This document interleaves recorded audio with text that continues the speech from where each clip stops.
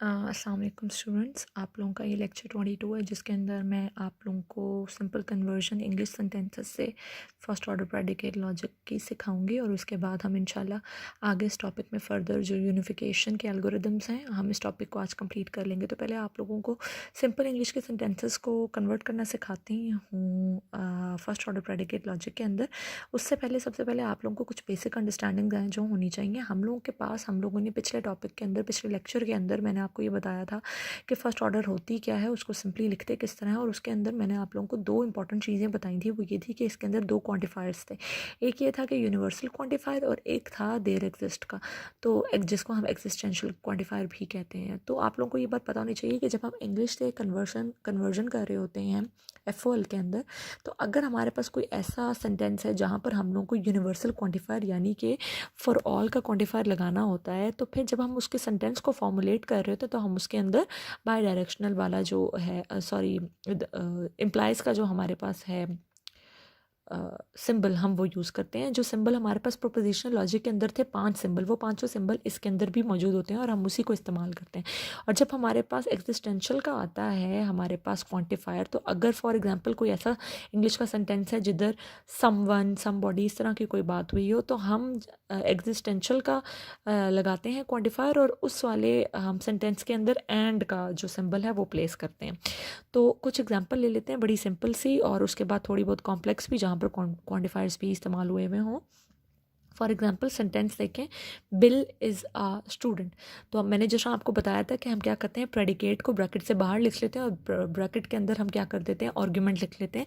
ये जो is uh type के रिलेशनशिप्स होते हैं हम इनको इन चीज़ों को नहीं हम लिखते।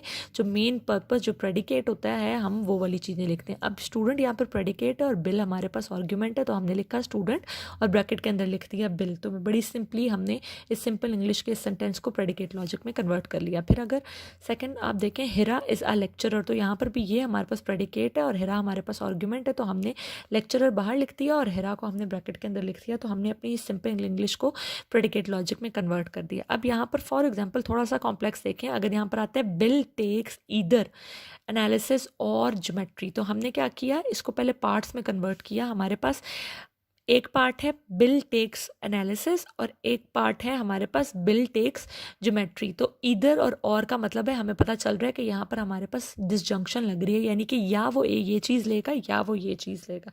तो मैंने पहले तो इस सेंटेंस को बिल टेक्स एनालिसिस वाले सेंटेंस को प्रेडिकेट में कन्वर्ट किया। टेक्स ये हमारा प्रेडिकेट है और दो आर्ग्यूमेंट्स है बिल और एनालिसिस, वो दोनों बीच में लिख दिए। और फिर है बिल टेक्स ज्योमेट्री, तो टेक्स को बाहर लिख दिया और बिल और ज्योमेट्री को मैंने ब्रैकेट के अंदर आर्ग्यूमेंट्स में लिख दिया। और क्योंकि इनके बीच में और का रिलेशनशिप है, तो जिस तरह प्रोपोजिशनल लॉजिक में और यूज़ करते हैं तो हमने और यूज़ कर लिया। तो ये बेसिकली प्रेडिकेट लॉजिक के अंदर हमने लिख लिया कि बिल टेक्स ईदर एनालिसिस और ज्योमेट्री।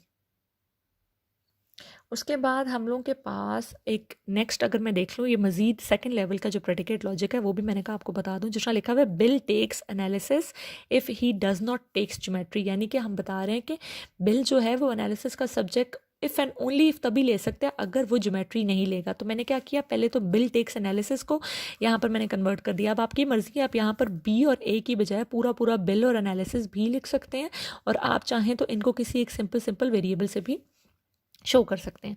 तो लिखा हुआ है टेक्स हमारा प्रेडिकेट बी कॉमा ए, यानी कि यहाँ पर लिखा हुआ है बिल टेक्स एनालिसिस, ठीक है, if and only if takes Bill comma geometry. ये तो हो गया हमारे पास ये सेंटेंस कि Bill takes analysis if he takes geometry. हमने लिखा है if he doesn't take geometry, तो ये वाला जो हमारा सेंटेंस था कि टेक्स बिल कॉमा ज्योमेट्री, उसके आगे मैंने निगेशन का साइन लगा दिया। तो ये बेसिकली मैंने प्रेडिकेट लॉजिक में लिखा है Bill takes analysis if and only if he does not takes geometry. ठीक है, तो इस तरह से बेसिकली आपने अपने सेंटेंस को पहले छोटे सेंटेंसेस में कन्वर्ट करके तोड़ना है, और फिर हर सेंटेंस का में से उसका प्रेडिकेट और उसके आर्ग्यूमेंट्स निकालने हैं, और बाद में जितने भी सिंबल्स आपको प्रोपोजिशनल लॉजिक में 5 के 5 दिए हुए थे उनको यूज़ करते हुए आपने कन्वर्जन करनी है।